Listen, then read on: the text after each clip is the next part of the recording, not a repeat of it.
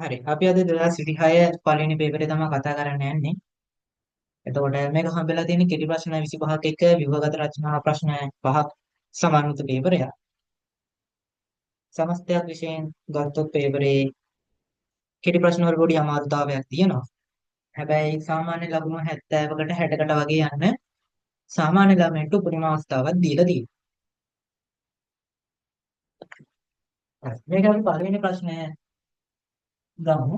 සාකච්ඡාවට මේ සාකච්ඡාවට පළවෙනි ප්‍රශ්නේ ඒක කියනවා 4 ඍණ 13යි ධන x වර්ගය සාධක සාධක දෙක ගුණිතය. ඒ කියන්නේ යොදු දෙකක ගුණිතයක් විදියට දක්වන්නයි මේකෙදි කියන්නේ. හරි. මෙතනදී කොහොමද මේ වගේ ගානක් හදන්නේ? තුනක් ජෝඩු දෙකක් කපල් දෙකක් විදියට හදාගන්නේ කොහොමද? හරි. මේ හිතන්නකො මේ ඉන්නේ ඔයා. මේ ඉන්නේ එයා. කො. මේ ඉන්නේ තුන්වෙනි පාර්ශ්වය. හරි. ඔයා එයා තුන්වෙනි පාර්ශ්වය. ඔයාට එයා තුන්වෙනි පාර්ශ්වයටත් එයා ඕන. හරි මාරු ප්‍රශ්නේ. හරි. මොකද කරන්නේ? මේ වගේ අවස්ථාවකදී කලින් කට්ටිය නම් ගහ ගන්නවා. හැබැයි දැන් මේ ජෙන්සි එකේ කට්ටිය මොකද කරන්නේ? දෙන්නත් එක්ක කතා බහ කරලා ගිවිසුමක් ගහලා මේවා බෙදා ගන්න තමයි. 4යි x වර්ගයයි කොහොමද? මෙතන 3ක් එනවා. 3යි x වර්ගය. 3යි x වර්ගයයි 4යි කතා කරලා මේවා බෙදා ගන්න තමයි. මේකෙදී දැන් මෙයාවනේ මේ දෙන්න බෙදා ගන්න. එතකොට මේ දෙන්න තමයි ගිවිසුමට හවුල් වෙන්නේ. 4 3ෙන් ගුණ කරන්නේ 12. මෙතන x වල සම්මුතියක් නැත්නම් 4 එකෙන් ගුණ කරන්න 4. ගැටලුවක් නැහැ. සමගුණයක් කියනවා සමගුණකින් ගුණ කළා. 4 ලකුණ දාන 3x වර්ගයට ලකුණ දාන. එහෙනම් මේ එකතු කරලා තමයි හදන්න ඕනේ කාවද? ඍණ 13. එකතු කරලා තමයි ඍණ 13යි ඍණ 13x හදා ගන්න ඕනේ. හරි. 12 සාධක ලියාගෙන ඉන්න. එක්වරක් 12. දෙවරක් 6. මෙතනින් එහාට තව සාධක තියෙනවා. හැබැයි අපිට යන්න අවශ්‍යතාවයක් නැහැ. මොකද පළවෙනි දෙන්නම මේකට ගැලපෙනවා. එකතු කරලා ඍණ 13ක් හදන්න නම් මේ ඍණ එකක් එක්ක ඍණ 12ක් සෙට් වුණොත් හරි. ඍණ එකක් එක්ක ඍණ 12ක් සෙට් වුණොත් ඍණ 13 නම් හැදෙනවා. එකතු කරලා තමයි ඍණ 13ක් හදන්නේ. 4 වරක් 3 12 ගුණ කරා ඒ දෙන්නගෙම ලකුණු ගන්න. දැන් බැරි වෙලාව හරි මෙතන ඍණ තිබ්බනම් ධනයි ඍණයි ධනයි ලකුණු වෙනවා මෙතනදී ඍණ. එතකොට අඩු කරලා තමයි 13ක් හදා ගන්න ඕනේ. රයිට්. ඒ අනුව ගන්න අනුව ඔයගොල්ලෝ වෙනස් වෙන දැනගන්න ඕනේ. දැන් මෙතනදී ධන හින්දා එකතු කරලා තමයි ඍණ 13 x එකක් හදා ගන්න අවශ්‍ය. ඒකදී අපිට පළවෙනියෙන්ම දැක ගන්න පුළුවන් ඍණ එකක් සමග ඍණ 13ක් එකතු වීමෙන් ඍණ 13ක් සෑදී. ඍණ එකක් සමග ඍණ 13ක් ඍණ එකක් සමග ඍණ 12ක් එකතු වීමෙන් ඍණ 13ක් සෑදී. හරි. එහෙනම් දෙන්නත් එක්ක මේ ඍණ 13 x එක බෙදාගත්තා. එතකොට එකක් ඍණ එකක් මෙයාට අයිති ඍණ 12ක් අරයට අයිති. ගැටලුවක් නැහැ මෙයාට ඍණ 12 දෙන්න අරයට ඍණ එක දෙන්න. ඔයා කැමති ඍණ එකට නම් ඔයා ඍණ එක ගන්න. ඍණ 12ට කැමති නම් ඍණ 12 ගන්න. ගැටලුවක් නැහැ. ඒවා තියෙන තමන්ගේ ප්‍රශ්න. හරි. ලියා ගමු. 4 4 ඍණ x මොන එකක් දාන්න එක නැතුණා කියලා ගැටලුවක් වෙන්නේ නැහැ. ඍණ 12යි x. හරි. එහා පැත්තේ ඉන්නවා අපේ කවුද? 3යි x වර්ග. ධන 3යි x වර්ග. එකන 3යි x වර්ගයක් නෙමෙයි ධන 3යි x වර්ගය. හරි. දැන් අපි මේ දෙන්නත් එක්ක කතා කරමු මේ දෙන්නටම පොදු බව. පොදු එකනේ. මෙයාවත් ගන්න පුළුවන් 4 අපිට ගන්න පුළුවන් කොහොමද? එක්වරක් 4. මෙතනත් එක ඉන්නවා මෙතනත් එක ඉන්නවා එක ගන්නට එළියට. එක ගත්තම 4 මෙතන ඉතුරු වෙන මෙතනදී ඍණ x එක. හරි. මොනවද එකතු කරන්නේ? නෑ ලකුණකුත් එක්ක 3 ගන්න. 12 කඩා ගන්න පුළුවන්නේ 4 වරක් 3 කිය. හරි. මෙයාටත් 3 ඉන්නවා මෙයාටත් 3 ඉන්නවා. 3 ගන්න. මෙතන 4 තව x එකකුයි මෙතනිනුත් x එකකුත් ගන්න. 3යි x එතකොට ඍණ 3යි x 4ෙන් ගුණ කරාම ඍණ 12යි x කතාව හරි. මෙතන ධන වෙන්න නම් ඍණ ගුණ විය යුත්තේ ඍණ ලකුණක් සමග. ධන හැදෙන්න නම් ඍණක් එක්ක තමයි ගුණ වෙන්න ඕන. ඍණයි ඍණයි ගුණ වුණාම තමයි ලකුණු සම්මුතිය අනුව ධන පිළිතුරක් දෙන්නේ. හරි මෙතන 3x ඉන්නවා. තව x එකකින් ගුණ වුණාම 3x වර්ගයක් හැදෙනවා. 3x ඉන්නවා තව x එකකින් ගුණ වුණාම 3x වර්ගයක් හැදෙනවා. වර්ගනවා. හරි. දැන් බලන්න එකම જાතිය දෙන්නේ කැවි. එකම જાතිය දෙන්නෙක් ඇවිල්ලා නැත්තම් එතනදී ඔයාගේ මෙන්න මෙතන ගැටලුවක් තියෙනවා. මේ වගේ එකම જાතිය දෙන්නෙක් ඇවිල්ලා නැත්තම් මෙතනදී අනිවාර්යයෙන්ම ගැටලුවක්. හරි දැන් දෙන්නගෙන් හතර ඉන්නේ පොදුයි. එහා පැත්තෙන් 1 ඍණ 3යි. ඔයගේ ප්‍රශ්නට උත්තර. මේකත් සහ ඍණ 12ක් විදිහට අවසානයේ සාධක දෙකකට වෙන් වුණා. 4 ඍණ x 1 ඍණ 3යි x. 4 ඍණ x 1 ඍණ 3යි x. හරි. හදන්න.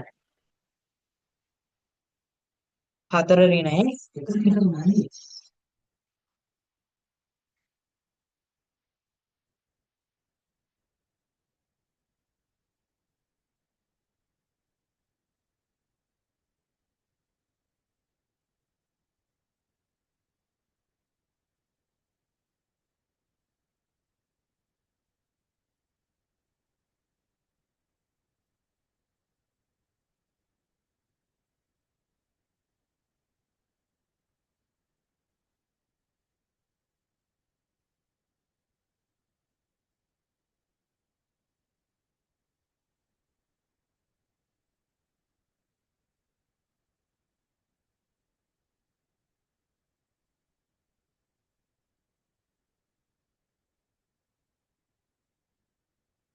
හරි මම ඔහොම වෙන්නම් ප්‍රශ්නාංක දෙකට.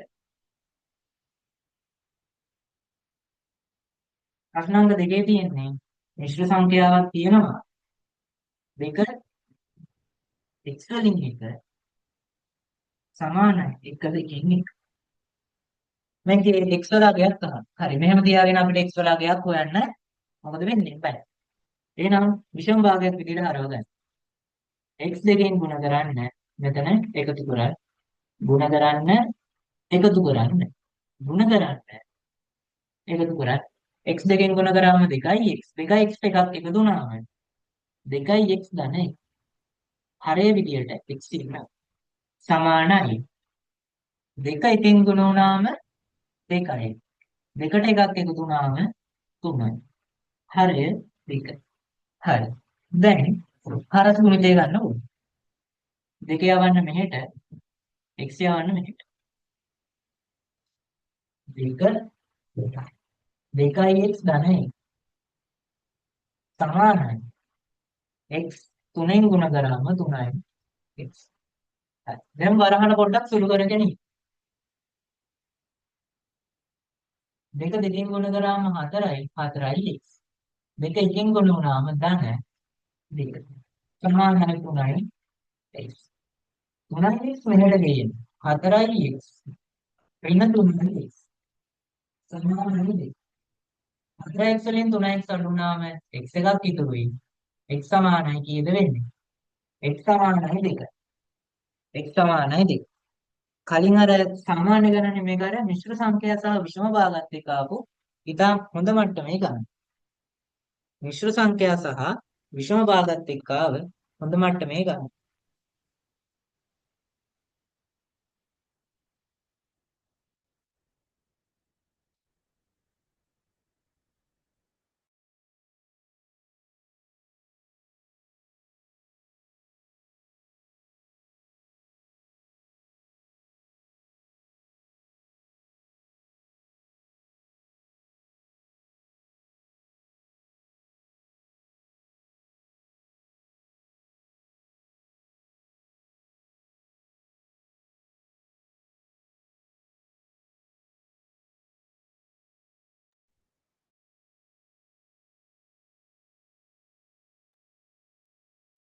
හරි. ඊළඟ ප්‍රශ්නාංක 3.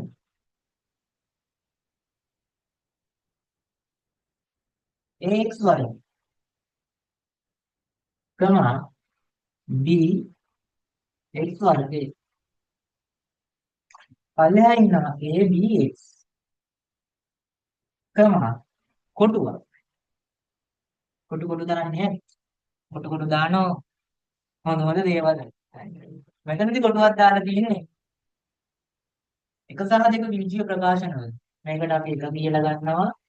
මේකට දෙක කියලා ගන්නවා. එක සහ දෙක බීජීය ප්‍රකාශන වල කුඩා පොදු ගුණාකාරය සමානද? ඉස් කොටුවට ගැලපෙන ප්‍රකාශය තෝරන්න. හරි මේ උත්තර කීපයක් දීලා තියෙනවා. ඒ x වර්ගය ප්‍රෝමිලාකන් දෙක වෙනකොට දීලා තියෙනවා. b වල ප්‍රෝමිලාකන් තුන විදියට දීලා තියෙනවා. ඒ වර්ගයේ ප්‍රෝමිලාකන් හතරට දීලා තියෙනවා. ab x වර්ගය. හරි. කුඩා පොදු ගුණාකාරය කියන්නේ කුඩාම කියන්නේ ගන්න පුළුවන් අගයන් වලින් පොඩි වගේ. පොදු දෙන්නටම කියන්නේ සංඛ්‍යා කීපයක් සැලකුවොත් ඒ සංඛ්‍යා සියල්ලටම පොදු වෙන්න පුළුවන් ගුණාකාරයක් ගැන තමයි මෙතනදී කතා කරන්නේ. කුඩාම පොදු ගුණාකාරය. හරි අපි පළවෙනි එක දිහා බැලුවොත් එකෙන් ගන්න පුළුවන් ඒ ගන්න පුළුවන් මොකද ඒ වල වැඩිම බලය ඒකයි. ඒ වල වැඩිම බලය ඒ වල වැඩිම බලය ඒකයි. x වල ගත්තොත් x වල වැඩිම බලය වෙනවා x වර්ග කියලා. b වල ගත්තොත් b වල වැඩිම බලය මම මේක දැන් AB ABX වර්ගය. හරි. එක සහ දෙකේ කුඩා පොදු ගුණාකාරය සමාන නම් දෙවෙනි ප්‍රකාශනයේ කුඩා පොදු ගුණාකාරයේ විය යුත්තේ මෙයාම තමයි. හරි. එතකොට මෙතන A මෙතන B. ගැටලුවක් නැහැ. එහෙනම් මෙතනදී කවදාකවත් A වර්ගයක් B වර්ගයක් A වර්ගයක් B වර්ගයක් අපිට මොකද කරන්නේ? තීරණය කරන්න බෑ. මොකද AB විතරයි ඉන්න පුළුවන්. ඒකේ පළවෙනි බලය සහ B ගේ පළවෙනි බලය විතරයි ගන්න පුළුවන්. එතකොට මේ උත්තර වලින් වර්ගයේ තියෙන කට්ටිය අපිට ඉවත් කරන්න පුළුවන්. හරි. ඒ වලින් ගත්තොත් මෙයාගේ එකේ බලය, මෙයාගේ එකේ බලය ගැටලුවක් නැහැ. මෙතනදී මෙයා අයිති වෙන්නේ සුදුසුනේ. අපිට ගැළපෙන්නේ. ගැළපෙන්නේ නැති කට්ටිය මොකද කරන්නේ? තියන් ඉන්න එපා. කෙලින්ම අයින් කරලා දාන්න. හරි. මෙතනදී ගන්න පුළුවන් එකේ බලය B වලත් එකේ බලය. හරි. දැන් බලන්න ඕනේ x වලින්. x වලින් තමයි බලන්න ඕනේ. මෙයාව ගත්තොත් ax වර්ගයෙන් මොකද වෙන්නේ? ABX වර්ගය එනවනේ. හරි. ඒට A වල පළවෙනි බලය හරි. එතකොට x වලින් x වර්ගය හරි. එහෙනම් මෙයා සුදුසු. මෙයා ගන්න පුළුවන්. A ඉන්නවා B ඉන්නවා. හැබැයි x වර්ගයක් නෑ. මෙතන ඉන්නේ x වල පළවෙනි බලය. එහෙනම් මෙයා ගැලපෙන්නේ නැහැ. හරි. ගැලපෙන අය හමු වෙනවා. නොගැලපෙන අය වෙන වෙනවා. AB වල AB ඉන්නවා x වර්ගය ඉන්නවා. එහෙනම් මෙයා සුදුසු. එක සහ රෝමිලකම් 4 රෝමිලකම් 1 සහ රෝමිලකම් 4 විදියට උත්තර ගන්න පුළුවන්. රෝමිලකම් 1 රෝමිලකම් 4 කුඩා පොදු ගුණාකාරය සමාන නම් පළවෙනි කෙනායි කෙලින්ම ගන්න. එතකොට දෙවෙනි කෙනායි කුඩා පොදු ගුණාකාරයත් එය විය යුතුයි. කාදාකත් ඒ වල දෙවෙනි බලයක් සහ B වල දෙවෙනි බලයක් තියෙන උත්තර මෙතනට සුදුසු නැහැ. එතකොට ඒ ටික ඉවත් කරන්න පුළුවන්.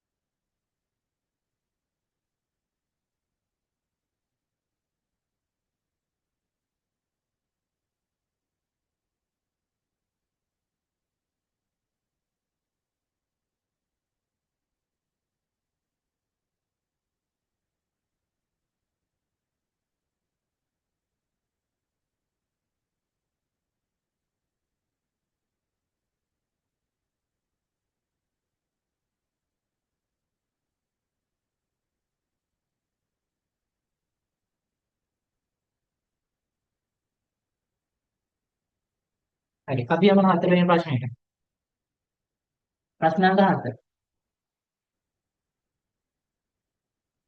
පුද්ගලයෙකුගේ වාර්ෂික ආදායමය පළමු රුපියල් ලක්ෂ 5 ආදායම් බද්දේ නිදහස්. පළවෙනි ලක්ෂ පහ. ඒ කියන්නේ ඔයා හම්බ කරන පළවෙනි ලක්ෂ පහ බදු ෆී. නිදහස් වන අතර ඊළඟ ලක්ෂ පහේ ඉඳන් 104ක ආදායම් බද්දක් ගෙවන්න. ඊගාව ලක්ෂ 5ට 104ක් දෙවි 104 බද්දක් කෙරෙහි. වාර්ෂික ආදායම 8,50,000ක් වූ අයෙකුට එම වර්ෂයේදී ගෙවිය යුතු ආදායම් බදු මුදල ගණනය කරයි. හරි. මුලින්ම එතකොට අර ෆ්‍රී කතාව අයින් කරමු.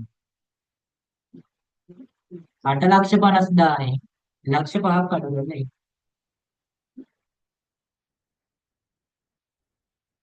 බිංදු 3යි 5යි 8න් 5 ගියම එතකොට මෙයා බදු ගෙවන්න ඕනේ 3,50,000කට විතරයි. 3,50,000කට බදු ගෙවන්න ඕනේ. ඔය 3,50,000 කියන්නේ මේ පළවෙනි ලක්ෂ 5 ඇතුලේ. දැන් හදිසියෙ ගන්න හරි මෙතන ආවනම් ලක්ෂ 7ක් කියලා. එතකොට පළවෙනි ලක්ෂ 5ක් ඉක්මවලා තව ලක්ෂ 2ක් දක්වා යනවා. එතකොට මේ 3,50,000 කියන්නේ මේ ලක්ෂ 5 ඇතුලේ එහෙනම් අයිති වෙන්නේ 104ක බද්දකට. හරි. 3,50,000කට 104ක් බද්ද. 3,50,000කට 104. බිංදු දෙකට බිංදු දෙකක් තමයි. හතර වරක් බිංදුව බිංදුවයි. හතර වරක් බිංදුව බිංදුව. හතර වරක් පහ 20යි බිංදුවක් දාලා අපිට දෙකක් ඉතුරු. හතර වරක් 3 12යි. 12යි 12යි දෙකයි කීයද? 12යි දෙකයි 14. හරි. එතකොට කීයද එන්නේ රුපියල් 14,000ක් තමයි මෙයා ආදායම් බදු විදියට ගෙවන්න ඕන. වර්ෂයේදී ගෙවිය යුතු ආදායම් බදු මුදල රුපියල් 14,000ක්. රුපියල් 14,000ක් තමයි මෙයා ගෙවන්න ඕන.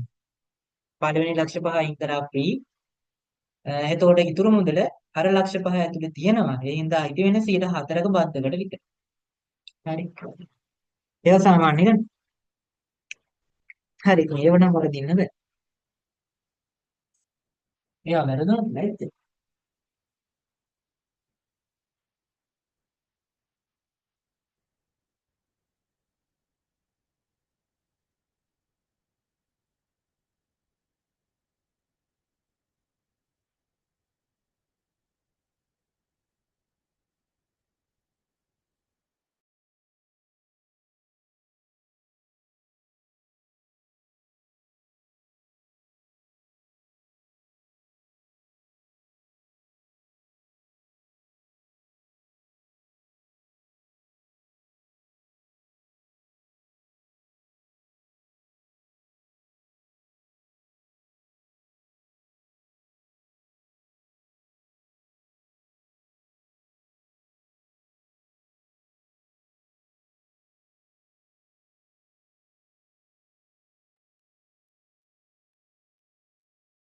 හරි.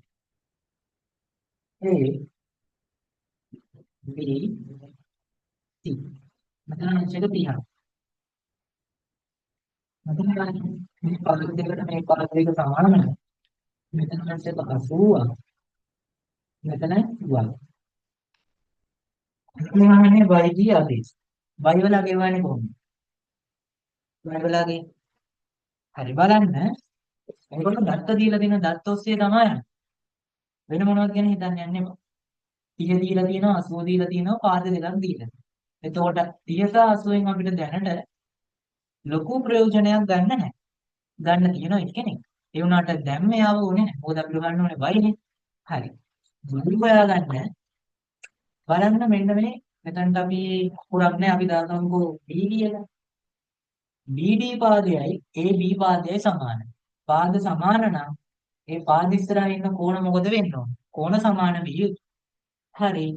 BD පාද ඉස්සරහා ඉන්නවා මෙන්න මෙතන කෝණය. AB පාද ඉස්සරහා ඉන්නව කෝණයක් 80ක්. හරි. පාද සමාන නම් සම්මුඛ කෝණ සමාන නිසා මෙතන කෝණෙත් වෙන්න ඕනේ කීයද? අර 80ක් නම් මෙයා 80ක් විය යුතුයි. හරි. අර 80ක් වෙන්න ඕනේ. මොකද මේ BD පාදේ සමානයි. AB පාදේ සමානයි. එතකොට අපි කණ්ණාඩියක් ඉස්සරහා දැන් අපි අපේ ගෙදර කණ්ණාඩි ඉස්සරහා අපි හිටගත්තාම පේන්න ඕනේ අපි.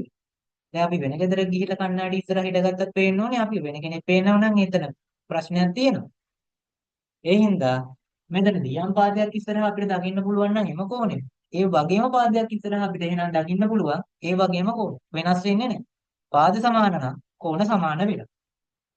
හරි. ඊගාට 80ක් කරගන්න. අපි දන්නවා පොඩි දෙයක්. ත්‍රිකෝණයක අභ්‍යන්තර කෝණ වල අයික්‍ය අංශක 180. 80යි 80යි. 80යි 80යි නැත්නම් කීයද? 160. 160ක් නම් 180ක් වෙන්නේ කීයද මදි? 20ක් මදි. එහෙනම් y වලගේ ගන්න පුළුවන්. y සමානයි 180යි. අඩු කරන්න 160. y වලගේ එන අංශක 20. y වලගේ එන අංශක 20. දත්තේ සරල ක්‍රමය. පාද සමාන නම් කෝණ සමාන. 80යි 80යි 160යි. 180ක් වෙන්නේ. මෙයා 20ක් වෙන්නේ. හරි.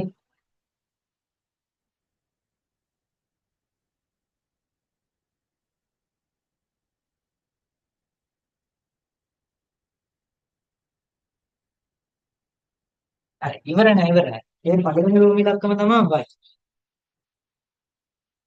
රෝමී ඉලක්කම් 1යි. රෝමී ඉලක්කම් 2 ABC. අතනදී මේ B වල තොප්පිය නැහැ තොප්පිය දාගන්න. A B C. හරි. මෙතනදී දැන් අපිට අර 80යි 30න් අපි වැඩක් ගත්තේ නැහැ. අන්න ඒ 80න් 30න් වැඩේ ගන්න කතාව තමයි මෙතන. අපි දන්නවා මොනවද අපි දන්නේ? අපි ගොඩක් දේවල් දන්නවා. හැබැයි මෙතනදී අපි මෙන්න මේක දන්නවා. ත්‍රිකෝණයක පාදයක් දික් කිරීමෙන් සෑදෙන බාහිර කෝණය පාදයට සමාන වෙන්න ඕනේ. අභ්‍යන්තර නෙමෙයි අභ්‍යන්තර සම්මුඛ කෝණ දෙක. සම්මුඛ කියන්නේ ඉස්සරහා. ඒ කියන්නේ ඇතුලේ ඉස්සරහා ඉන්න කෝණ දෙක තමයි සමාන වෙන්න ඕනේ. අභ්‍යන්තර කෝණ කියන්නේ මෙයා. එයාගේ ඉස්සරහා ඉන්න කෝණ දෙක තමයි මෙයා සහ මෙයා. හරි. මෙතන ඉන්නවා 30ක්. එහෙනම් 80ට 30ක් ඉන්නවා එහෙනම් 50ක් ආවොත් තමයි 80 හැදෙන්නේ. 50යි 30යි තමයි 80 හැදෙන්නේ. ගැටලුවක් නැහැ. ත්‍රිකෝණයක පාදයක් දික් කිරීමෙන් සෑදෙන බාහිර කෝණය අභ්‍යන්තර සම්මුඛ කෝණ දෙකේ අයික්‍යයට සමාන වේ. සම්මුඛ කියන්නේ ඉස්සරහා ඉන්න කෝණ දෙන්නගේ අගයට. අයික්‍ය කියන්නේ එකට. ඊගාට හරි මෙයා අපි හොයාගත්තා 50ක් කියලා. අරයන් හොයාගත්ත 20ක්. එහෙනම් ABC කියන්නේ ABC කියන්නේ කවුද? 20 ධන 20 ධන අංශක 50. කීයද වෙන්නේ ඔක්කොම අංශක? අංශක 70. ABC අංශක 70. ප්‍රශ්න අංක 6. ප්‍රශ්න අංක 6.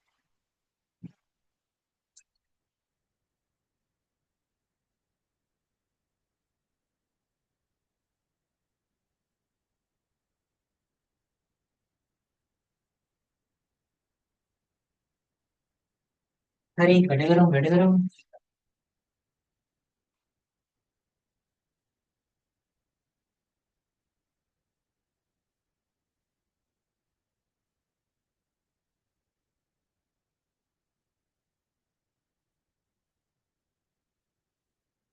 හරි.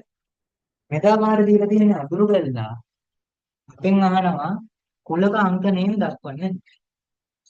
හරි. මේක P මේක Q. අඳුරු කරලා තියෙන්නේ මෙන්න මේ ඒරියා.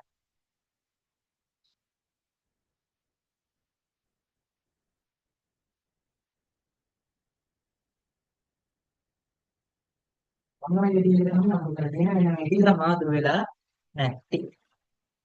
හරි අපිට අපි මේ අර අපේ ක්‍රමය පාවිච්චි කරමු. ක්‍රමයක් තියෙන්නේ දාන්නකො අංක ටික.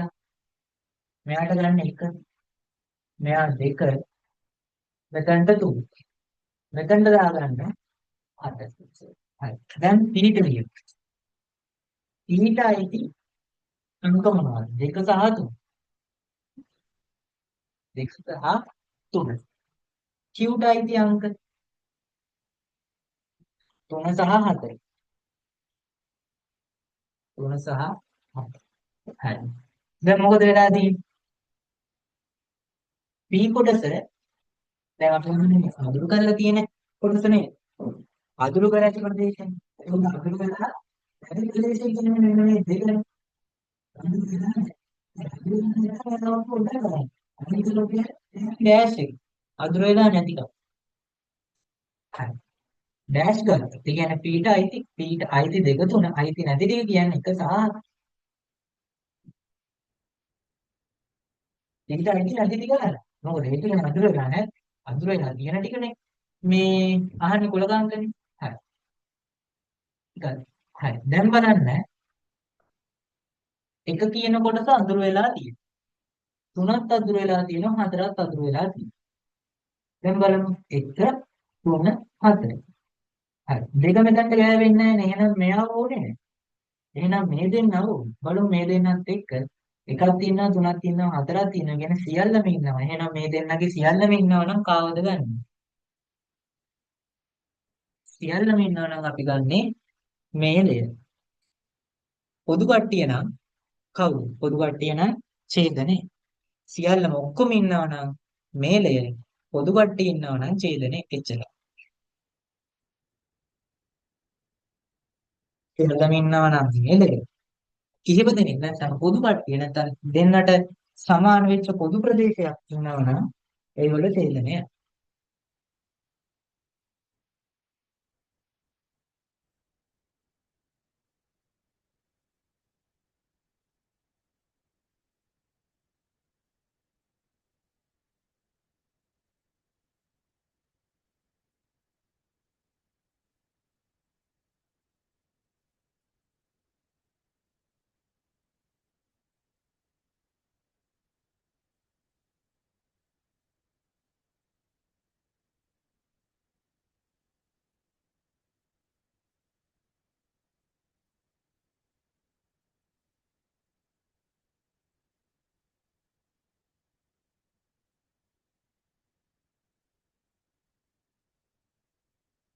හරි.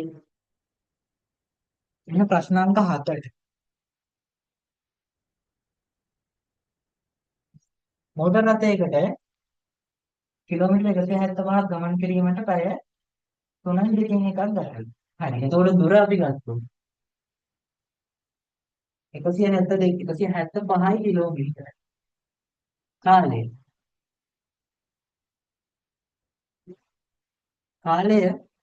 3න් 2කින් එක. මේක අපිට මේ මොන භාගයක්ද?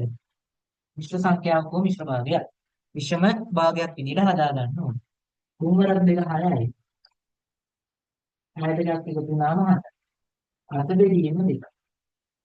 පැය අතන කිලෝමීටර. අපෙන් අහන රථයේ මධ්‍යක වේගය සමානයි.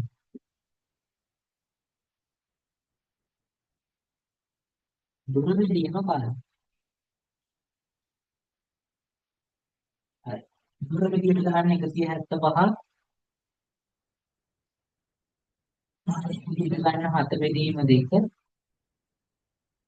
හරි. බෙදීමක් මෙතෙන් වුණා අපිට පුළුවන්. මොකද මේ විදියට කියලා. පරස්පරයක්. මෙහෙම අමාරුම පැටලෙනවනම් මෙහෙම අරගෙන සුළු කරන්න පුළුවන්. කොහොමද? මෙන්න මේ 175 බෙදීම 8 බෙදීම 2. 175 බෙදීම ලකුණු ගුණ කිරීමක් වෙනකොට එහා පැත්තේ සංඛ්‍යාව පරස්පරයක් ගන්න. හරි. දැන් බලන්න 175 7න් කැපෙනවා. බලමු අපි. 175 7න්. ගැටලුවක් නැහැනේ. හරි. 4 ගත්තොත් 7 වරක් 2 14යි. 7න් 4ක් අඩු වුණාම 3යි. මේ පැත්ත බිඳුවයි. 5 ගත්තොත් 35ට 7 වරක් 5 35. හරි. ගැටලුවක් නැහැ. 7 7න් බෙදුවම 1යි. 175 7න් බෙදුවම 25යි. 175 7න් බෙදුවම 25. 25 ඒවා දෙකක් ගත්තොත් 50යි. පැයට කිලෝමීටර්. පැයට කිලෝමීටර් 50. පැයට කිලෝමීටර් 50ක් කියලා එක. මෙතනදී ගන්න තියෙන පොයින්ට් එක මිශ්‍ර සංඛ්‍යාවක් විදියට දුන්නම විෂම භාගයක් විදියට අරගෙන මෙහෙම බැරි නම් මේ විදියට එන්නේ. ගැටලුවක් නැහැ. මෙතනින් උත්තරය යන්නත් පුළුවන්. එතකොට හත දෙක උඩට යනවා හත පල්ලෙහායි.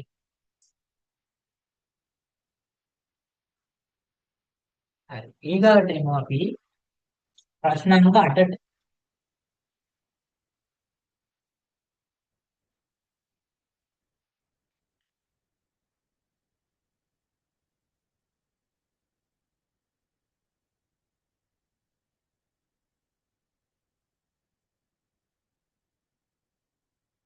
පතුලේ විස්කම්භය සෙන්ටිමීටර් 14ක් වන සිලින්ඩරයක උස 15 වක්‍ර පෘෂ්ඨ වර්ග බලය ගණනය කරන්න.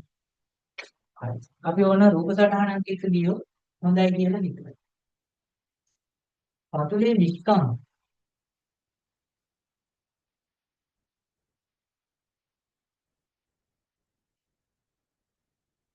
විස්කම්භය කියන්නේ මෙන්න මේ විදිහට. ඒ කියන්නේ විස්කම්භය කියන්නේ කේන්ද්‍රය හරහා යන ජායකට තමයි අපි විස්කම්භයක් කියලා ගන්නේ. එතකොට විස්කම්භය සමාන වෙනවා අරය වගේ දිගුණයකට. මේක තමයි 14යි සෙන්ටිමීටර කියන්නේ. 14යි සෙන්ටිමීටර. සිලින්ඩරයක උස 15යි සෙන්ටිමීටර. මේ වක්‍ර පෘෂ්ඨ වර්ගඵල. වක්‍ර කියන්නේ වටේ ටික විතරයි. වටේ ටික. දැන් අපි දන්නවා සිලින්ඩරයක වර්ගඵලය හැදෙන්නේ පියන් දෙකේ වර්ගඵලය දැන් පියනක් කියන්නේ වෘත්තයක්නේ. වෘත්තයක වර්ගඵලය අපි ගන්නවා πr වර්ගය. උඩයි යටයි දෙන්නෙක් ඉන්න හින්දා 2යි πr වර්ගය. වටේ ගන්නේ 2πr h. දැන් අපෙන් අහන්නේ වටේ කොටස විතර. එහෙනම් එතනට විතරක් ආදේශ කරන්න. 5 වෙනුවට දාගන්න 7න් 22. R වෙනුවට දාගන්න 14ද? නෑ 14 බෙදීම 2. කෙලින්ම හත ගන්න පුළුවන් නැත්නම් මෙහෙම ගන්න පුළුවන්. h වෙනුවට 15. දෙකට දෙකට යටි. හත 7න් බෙදුවම 1යි. 14 7න් බෙදුවම 2යි. හරි. අපිට ඕන ගන්න පුළුවන් 15 දෙකෙන් ගුණ කරොත් 30යි. 30 ඒවා 22ක්. ඒ කියන්නේ 660ක්. 30 22. හරි. බිංදුව වලින් අපි තුනෙන් ගුණ කරගත්තොත් 66යි. වර්ග බලය වෙනවා 660. ඒ සමානයි 660යි වර්ග සෙන්ටිමීටර. අනිවාර්යෙන් ඒකක අනිවාර්යෙන් දැනිය යුතුයි. ඒක අනිවාර්යෙන් අවශ්‍යයි.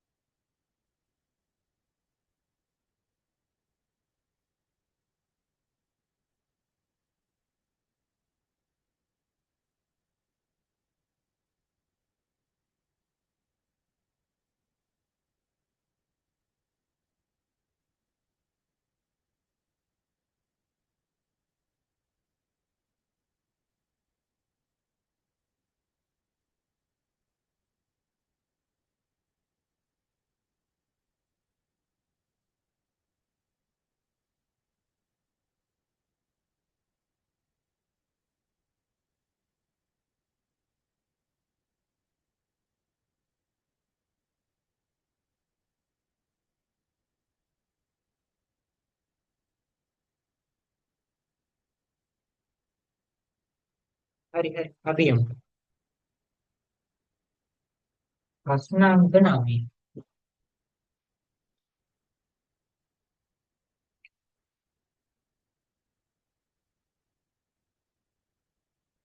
ප්‍රශ්න අංක 9 අපිට මේ වගේ ප්‍රශ්නයක් අහන්නේ බිංදුව ඍණපහ.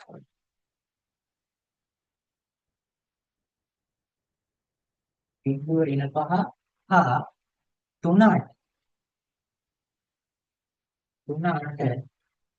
ලක්ෂ හරහා යන සරල රේඛාවේ අන්තර්කණ්ඩය හා අනුක්‍රමණය. හරි.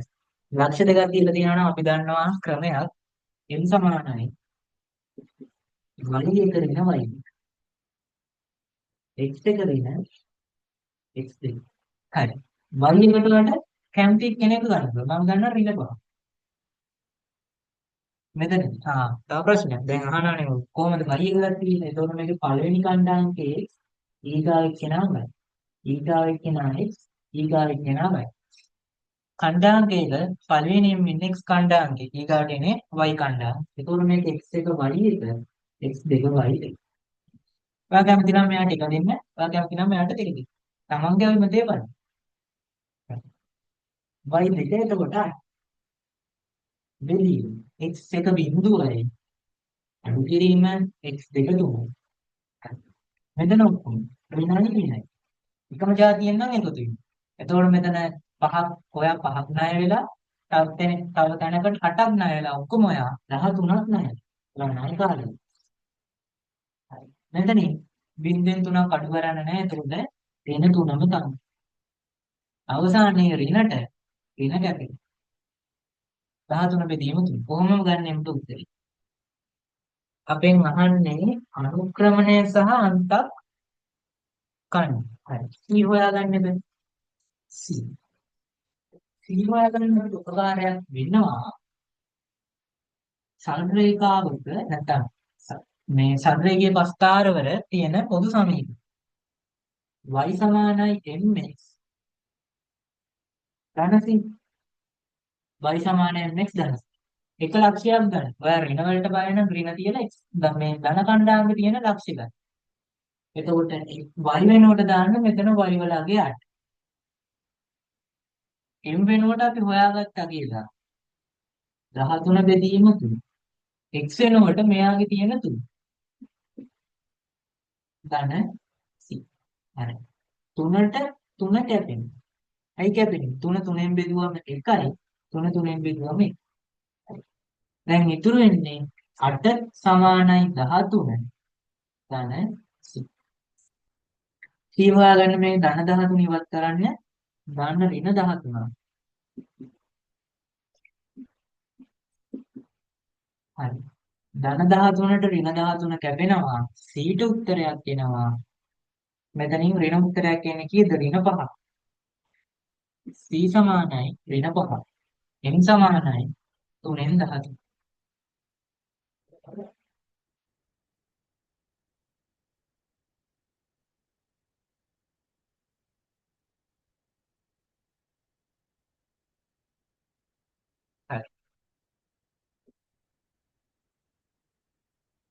10. ගොවි පොලක එළුවන් 50කට දින 5කට අවශ්‍ය ආහාර ගබඩා කර තිබේ. එළුවන් 50ක් දින 50කට නේද? දින 50කට දින 50කට එළුවන්. මේක මොනවද කියන්නේ කරනවද දාන්න. එළුවන් දින එළුවන් ගන්න ආහාර එළුවන් එකක් පමණක් දින දිනනවා. හරි මේක කියන්නේ හැම මොහොතේ ගන්න ප්‍රශ්න අපහන 25 අපිට මේ දුවක් එක දුවන්න 250. එතකොට මේ එළුවන් 5 දෙනාට දින 5කට ගන්න ආහාර තියෙනවා 250ක් ආහාර තියෙනවා. දැන් ගාන වෙනස් වෙනවා. දින දෙකකට පසු තවත් එළුවන් 25 ගොවිගොල්ලට එක් කරන්න ලැබෙනවා. හරි මේ දින දෙකකට පස්සේනේ. එතකොට දින දෙක මේ එළුවන් 50 දෙනා මේ ආහාර ගන්න. හරි අපි එක දවසක් බලමු. එතකොට දේවල් පළවෙනි දවසේ එළුව ඉන්නවා 50. එතකොට ඒගොල්ලෝ ඉන්නේ පළවෙනි දවසේ ඉඳලා එක දවසක් කන ආහාර ප්‍රමාණය වෙන්නේ ආහාර 50ක් කනවා. අර 250න් 50ක් කනවා. එතකොට 200ක් ඉතුරු. තව දවස්. මොකද කියන්නේ දින දෙකකට පස්සේ day 2 එකේ ඒළුවන් 50ම තව දවසක් ගත කරනවා. එතකොට තවත් ආහාර 50ක් ඒගොල්ලෝ කනවා. එතකොට දවස් දෙකක් අවසානයේ ගත්තොත් ආහාරවලින් 100ක් කරා. දවස් දෙකක් ගත්තොත් 100ක් කරා. පළවෙනි දවසේ අර 50 දෙනා එකතු වෙලා ආහාර කනවා 50. දෙවෙනි දවසත් ඔහොම උදා වෙලා දෙවෙනි දවසෙත් කනවා. මෙතනදී අපිට කියන්නේ දින දෙකකට පසුනේ. එතකොට පළවෙනි දවසේ රාත්‍රියේ ගෙවිලා දෙවෙනි දවසේ රාත්‍රියේ ගෙවිලා ඔන්න තුන්වෙනි දවසේ දවස් දෙකකට පස්සේ තව එළුවන් 25 දෙනෙක් මේ ගොවිපොළට එකතු කරනවා. හරි. මෙතනදී මේ පැත්තට යමුකෝ අපි. පැත්තට යන්න.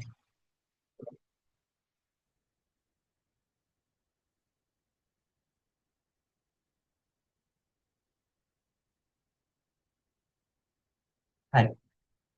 එතකොට දැන් අපි බලන්න ඕනේ මේගොල්ලෝ දවස් දෙක ඇතුළත ආහාර 100ක් කාලා ඉතුරු ආහාර ප්‍රමාණය වෙන්නේ 250ක් තමයි මොන ආහාර කිව්වේ.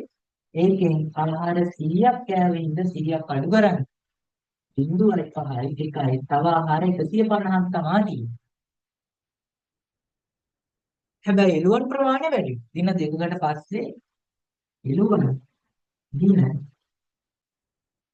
ආහාර තව 25ක් සෙට් වෙනවනේ. එතකොට කලින් 50යි මේ 25යි කලින් 50යි මේ 25 එකතු වුණා. ඔක්කොම 75. ගොල්බලට එක් කරන ලදී එවිට ඉතිරි ආහාර ප්‍රමාණය සෑහෙන දිනකට. අපෙන් අහන්නේ දින ගන්න තමයි ප්‍රශ්න කරන්නේ. ආහාර තියෙන්නේ හැබැයි 150. 50යි 25යි ගත්තොත් 75. එතකොට අපෙන් අහන්නේ දින ගණන. මෙතන ඉන්නවා 150. හරි. දින ගණන හොයාගන්න කල යුත්තේ 150 බෙදන්න 75. ඕනම කෙනෙක් දන්නවා 75ේම දෙකක් තමයි 150 කියන්නේ. එතකොට ඔය එළුවන් 75 දෙනාටම එළුවන් 75 දෙනාටම තව දින දෙකක් දෙයියනේ කියලා ආහාර ටික ප්‍රමාණවත් වෙයි. ඔය එළුවන් 75 දෙනාට දින දෙකක් දින දෙකක් ආහාර ප්‍රමාණවත් වෙයි.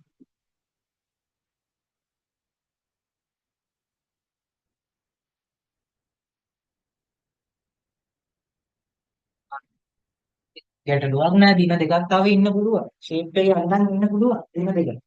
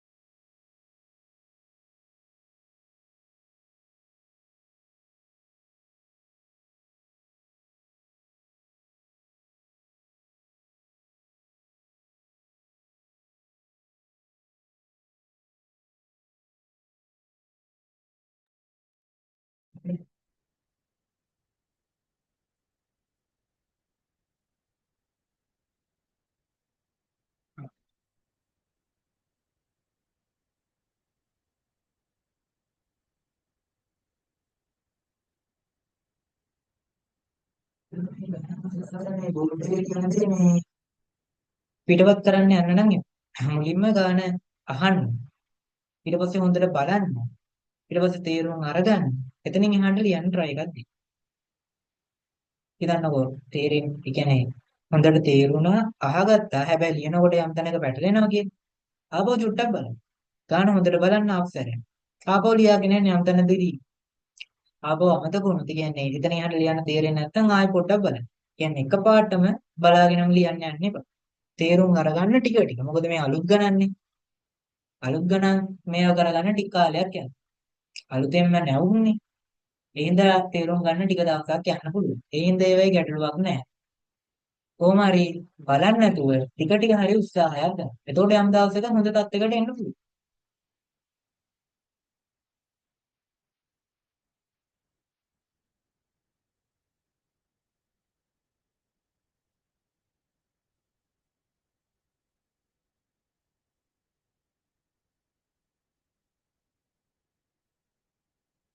හරි මම මේ ටිකම ගන්න ආර ටික කියලා.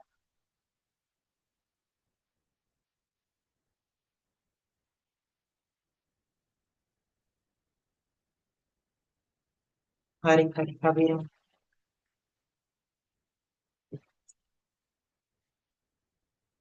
ප්‍රශ්න අංක 11.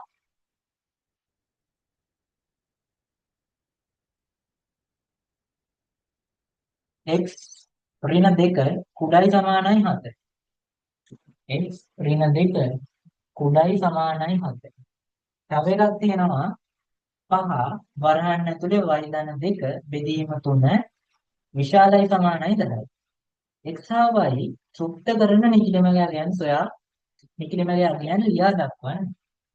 හරි අපි මුලින්ම මෙතන x හොයාගෙන ඉවරයක් කරමු. හරි ඍණ දෙක පැත්තට දාන්න ධන දෙකක් විදියට. ඍණ දෙකේ වත් කරන්න දාන්න ධන දෙකක්. 4 ධන 2 6යි. මෙතන ඍණ දෙකට ධන දෙකක් ඇත. ඒ කුඩයි සමානයි 4යි 2යි 6යි. මෙතන අදහස මොකක්ද? x කියන්නේ මම 6ට වඩා කුඩයි හැබැයි 6ත් ඉන්නවා. මම 6ට වඩා කුඩයි හැබැයි 6ත් ඉන්නවා. සංඛ්‍යා රේඛාවක් අදිමුද? අදිමු. 7 6 5 7 ඔන්න 6. හැබැයි 6ත් ඉන්නවා. හැබැයි මම 6ට වඩා කුඩයි යන්නේ. ඒ කියන්නේ මම ඉන්නේ මෙන්න මේ පැත්තේ. මම 6ත් ඉන්නවා. හැබැයි 6ට වඩා කුඩයි. හරි. ඊගාවට මෙතන චින දෙයකට ප්‍රමාණවත් ඉල්ලුනේ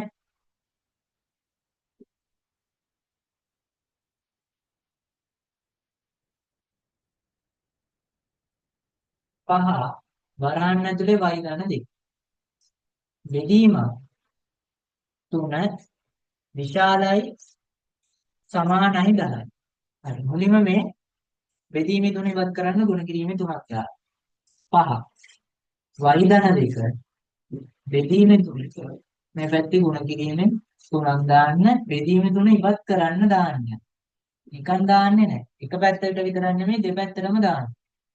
3ට 3 කැපෙනවා 5 y ධන 2 කුඩයි නෑ විශාලයි සමානයි 10 වරක් 3 30. දැන් මේ ගුණ කිරීම 5 ඉවත් කරගන්න බෙදීම 5ක් ගන්න. මෙහෙම දාන්න. හරි. මේ 5ට මේ 5 30 5න් බෙදුවම කීයද එන්නේ? y ධන 2 විශාලයි සමානයි 35න් බෙදුවම 6යි. 6 5 වරක් 6යි. ධන දෙක ඉවත් කරන්න ඍණ දෙකක් දාන්න. y ධන දෙක ඉවත් කරන්න ඍණ දෙක. විශාලයි සමානයි 6 ඍණ ධන දෙකට ඍණ දෙක කැපෙනවා y විශාලයි සමාන 6න් දෙකක් ගියාම 4. y මම 4ට වඩා විශාලයි. නමුත් 4ෙත් මම ඉන්නේ. 4ට වඩා විශාලයි. නමුත් මම 4ෙත් ඉන්නවා. ඔය අන්න එක තේරුම් ගන්න. 4ට වඩා විශාලයි. නමුත් මම 4ෙත් ඉන්නවා. හරි. අදිමු.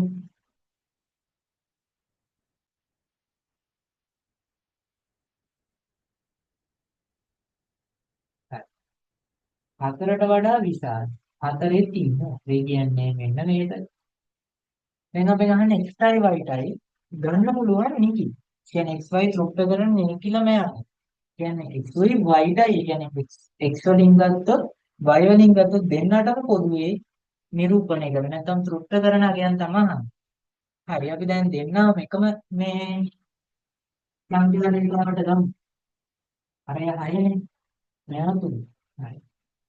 3 4 5 6 7. එයා කොහොම මැදගම. හයෙත් ඉන්නවා. හැබැයි හරියට වඩා කුඩේ කියන්නේ මෙන්න මේ හරි. මම ඊතලයක් දාන්න. ඊට පස්සේ ඔය අපි යන්නේ x. මම x කියලා මෙතනින් දාන්නම් පොඩි. පේනවනේ? හරි. ඊගාවට 4. මෙයා 4 මෙයා කියලා දෙන්නේ බලන්න. එයා ඉන්නේ මේක. හරි. මේ බලන්න. හරි. දැන් දෙන්නටම පොදු ටික තමයි මෙන්න මේකේ. දෙන්නම තෘප්ත කරන පොදු අගයන් ටික තමයි කීයේ. 4 5 6. 4 5 6 2. xy තෘප්ත කරන පොදු අගයන් නේ 4 5. x වැන්දා y වැන්දා දෙන්නගේ පොදු ප්‍රදේශය ගත්තා 4 5 6.